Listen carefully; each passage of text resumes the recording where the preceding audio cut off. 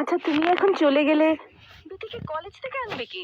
বিথি নিজেই গাড়ি চালাতে পারে, এখন আর আমাকে প্রয়োজন হবে না, ও নিজেই ড্রাইভ করে চলে আসবে।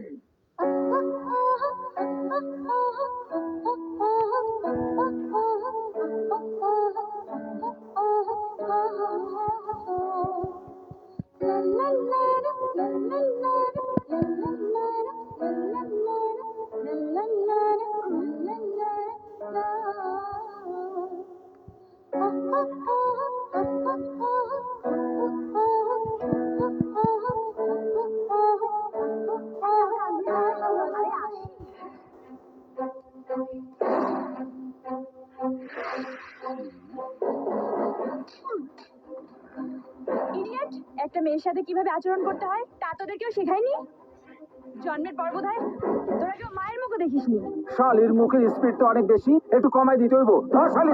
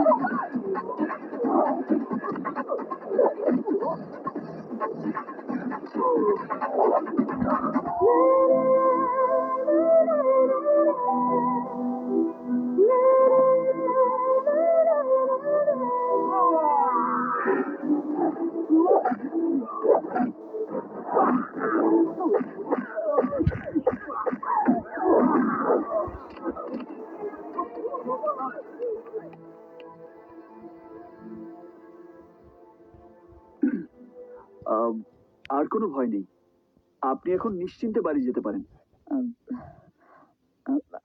আমি একা যাব, আমার খুব ভয় করছে। আম, ঠিক আছে, চলুন, আমি আপনাকে বাড়ি পৌঁছে দিই। থ্যাংক ইউ, চলুন। উঠুন।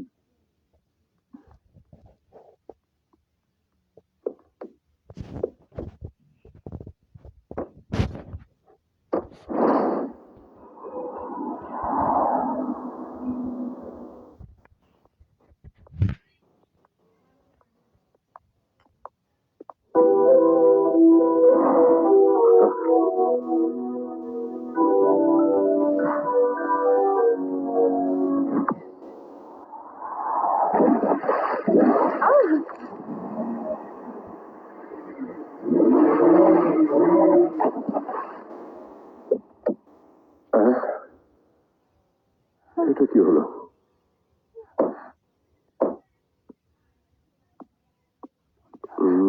কি হয়েছে?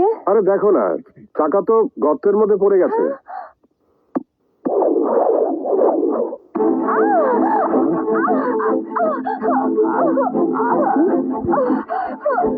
রিমা, রিমা, রিমা,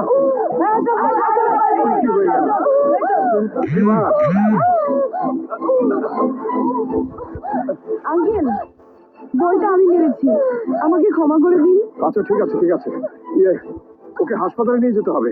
আঙ্কেল, আমি চিনি, হ্যাঁ। আমি চিনি। আচ্ছা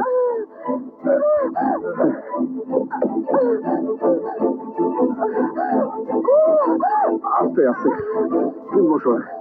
আঙ্কেল, আপনি গাড়ি স্টার্ট দেন, আমি ধাক্কা দিচ্ছি। আচ্ছা ঠিক আছে।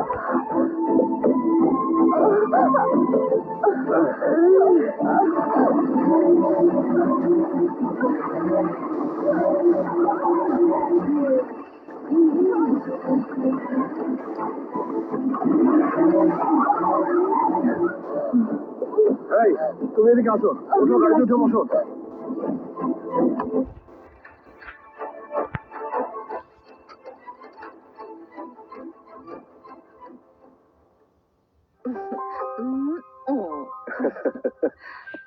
রিমা,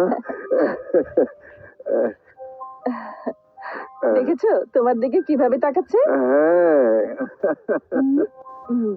যে মেয়ে 2 মাস পরে দুনিয়াতে আসতো, তাকে 2 মাস আগে পেলে এই ছেলেটির কারণে। যে বলটি তোমার পেটে লেগেছিল, সে বলটি ওর পায়ের সর থেকে আসা। তুমি ভয় পেয়েছো? তুমি তো ইচ্ছে করে এমন করনি। এতদিনে আমার ছেলে হলে তোমার বয়সী হতো। কি নাম তোমার? শাওন।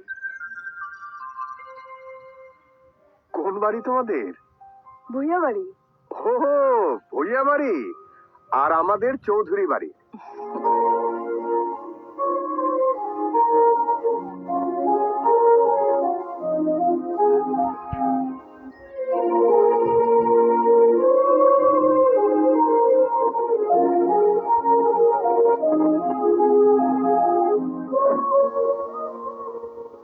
বিথি, কি হয়েছে তোর?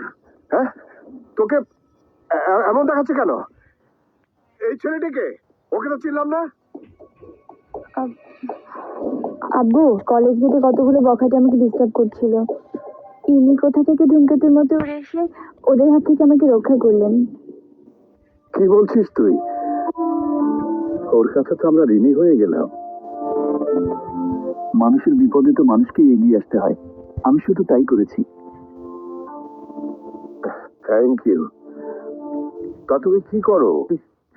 মাস্টার্স ফাইনাল দিয়েছি, আর টুকটাক টিউশনি করি, আর রেন্টিকারে গাড়ি চালাই।